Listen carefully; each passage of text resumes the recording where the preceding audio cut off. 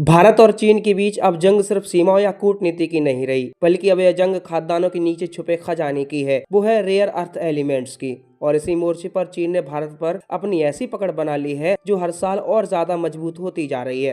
पिछले 7 सालों में भारत की चीन पर निर्भरता 4 गुना बढ़ गई है। ये आंकड़े सुनकर शायद आपको यकीन नहीं हो। साल 2017-18 में जहां भारत का रेयर अर्थ और उससे जुड़ी मशीनरी का आयात लगभग 1.07 मिलियन डॉलर था, वहीं 2024 और 25 में ये बढ़कर 2.47 मिलियन डॉलर तक पहुंच गया। यानी सिर्फ 7 सालों में लगभग 2.5 गुना की छलांग। लेकिन असली टेंशन की बात ये नहीं है कि भारत ने कितना आयात किया। असली बात यह है कि उसमें से कितना हिस्सा सिर्फ और सिर्फ चीन से आया। साल 2017-2018 में ये हिस्सा था 24.6% का, लेकिन आज यानी 2024 और 25 में यही हिस्सा 45% के करीब पहुंच गया है। मतलब भारत जितनी भी मशीनरी या उपकरण रेयर अर्थ सेक्टर में इस्तेमाल कर रहा है, उसका लगभग आधा हिस्सा चीन से आ रहा है। अब जरा सोचिए, अगर कल चीन ने अपने एक्सपोर्ट नियम बदल दिए, लाइसेंसिंग सख्त कर दी या निर्यात पर रोक लगा दी, तो भारत की पूरी इंडस्ट्री पर इसका असर पड़ेगा। दरअसल रेयर अर्थ मेटल सिर्फ कोई साधारण खनिज नहीं है। ये वो धातु हैं जिनसे बनते हैं इलेक्ट्रॉनिक वाहनों के मोटर, मिसाइलों के गाइडेंस सिस्टम, फाइटर जेट के सेंसर,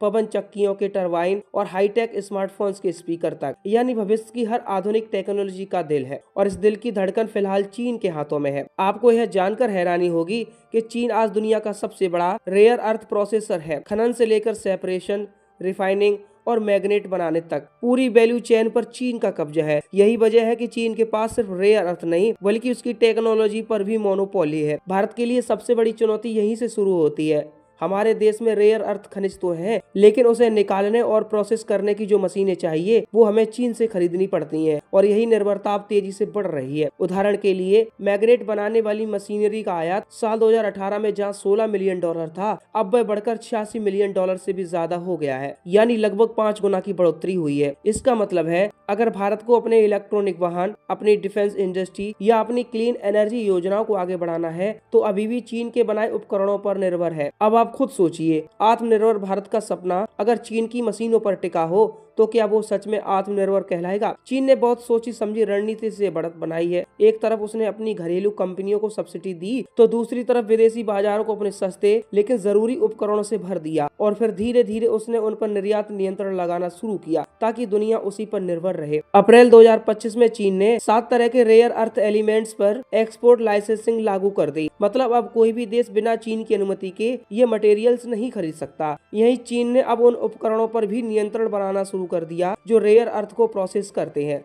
भारत की चिंता यहीं से शुरू होती है, क्योंकि भारत के पास इन मशीनों के लिए कोई दूसरा बड़ा स्रोत नहीं है। अब सवाल उठता है कि भारत के पास कोई विकल्प है? जवाब है हाँ, लेकिन मुश्किल रास्ता है। भारत के पास अपने रेयर अर्थ संसाधन मौजूद हैं।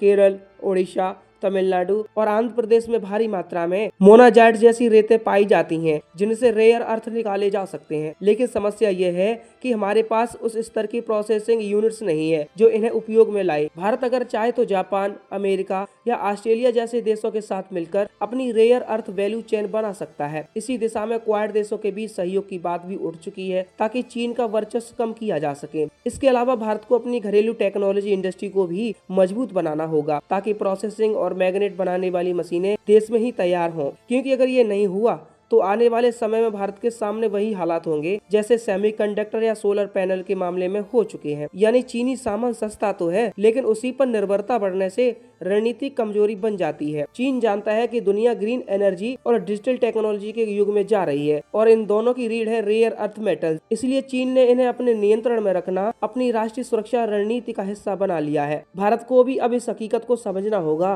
कि आने वाली जंगें सिर्फ सीमा पर नहीं, बल्कि सप्लाई चेन में भी लड़ी जाएंगी, और जो देश अपने संसाधनों और तकनीक पर नियंत्रण रखेगा वही असली महाशक्ति बनेगा। आज भारत के सामने 2 रास्ते हैं, या तो वो इस निर्भरता के साथ आगे बढ़े, या फिर अपने संसाधनों, तकनीकी और उत्पादन क्षमता को बढ़ाकर आत्मनिर्भरता की नई परिभाषा लिखे। क्योंकि ये लड़ाई सिर्फ रेयर अर्थ की नहीं है, ये लड़ाई है भारत के आर्थिक भविष्य, तकनीकी स्वाभिमान और रणनीतिक स्वतंत्रता की। और अगर भारत अभी नहीं जागा तो आने वाले सालों में चीन की पकड़ सिर्फ व्यापार में नहीं, बल्कि भारत की नीति, सुरक्षा और तकनीकी दिशा में भी महसूस की जाएगी। यही है असली टेंशन, और यही वो जंग है जो आने वाले दशक की दिशा तय करेगी।